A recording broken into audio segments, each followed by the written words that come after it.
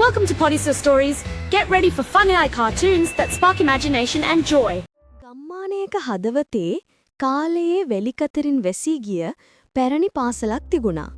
දශක ගණනාවකට පෙර එය ළමා සිනාහඬින් බොරී තිබුණත් අද එය නිහඬයි. අඳුරුයි. ඒ වගේම බියකරුයි. ගම්මුන් කියන්නේ ඒක ඇතුලේ අద్භූත රහසක් තියෙනවා කියලා.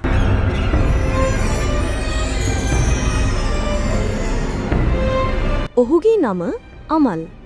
අලුත් කතා සොයන ඔහුට මේ පාසලේ කතාව ඇහෙනකොට කුතුහලයක් ඇති වුණා.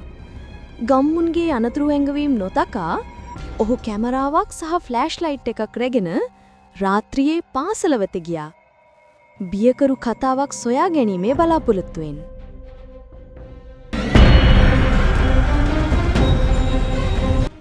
පාසල ඇතුළත වූයේ දැඩි නිශ්ශබ්දතාවක් පමණයි. දූවිලි වලින් වැසුණු බංකු, කැඩුණු පොත්පත්, කඩතල්වු පින්තූර, අමල්ගේ පියවරවල ශබ්දයේ හැර වෙනත් කිසිවක් ඇසුනේ නැහැ. එහිත් ඔහුට දැනුණා තමා තනියම නොවන බව. එකපාරටම කොරිඩෝවේ කෙළවරින් ඈතට ඇහුණා කෙනෙක් අඬන සද්දයක්. ඒක පුංචි කෙල්ලෙක්ගේ හඬක්. බියෙන් ගැහෙනින් අමල් ඒ ශබ්දය පසුපස ගියා. ශබ්දය ඇසුනේ පාසලේ පැරණිම කොටසේ තිබූ පුස්තකාලයේ.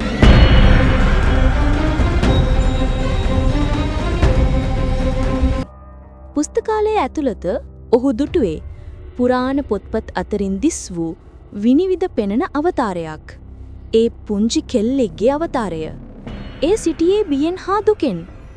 ඇගේ ඇස්වලින් කඳුළු ගලනවා ඔහුට පෙනුණා. ඒ වගේම ඇගේ අතේ තිබුණා පරණ පන්දි ඡායාරූපයක්. අමල් ඡායාරූපයේ දෙස බැලුවා. එහි සිටියා ඒ අවතාර දැරියම. ඇය තම පන්තියේ ඡායාරූපයේ වෙත ඇඟිල්ල දිගු කළා. ඒ ඡායාරූපයේ එක් දරුවෙකුගේ මුහුණ මකාදාම තිබුණා. ඒ වගේම ඡායාරූපයේ පිටුපස ලියා තිබුණා මාව අමතක කරන්න එපා කියලා. කතාව එළිදර වුණා. ඒ කෙල්ලගේ නම මාලතී. ඇය අවුරුදු ගණනාවකට කලින් පාසලේදී අතුරුදහන් වෙලා. හැමෝම හිතුවේ ඇය පැනලා ගියා කියලා. එහිත් ඇය හැංගිලා හිටියේ තමන්ව මරපු කෙනාගෙන් බේරෙන්න. ඒ මිනිමැරුම වහගන්න කවුරු හරි ඇගේ මතකයත් ඡායාරූපයෙන් ඇගේ මුහුණත් මකා දාලා තිතුණා. අමල් පොලිසියට මේ කතාව කිව්වා.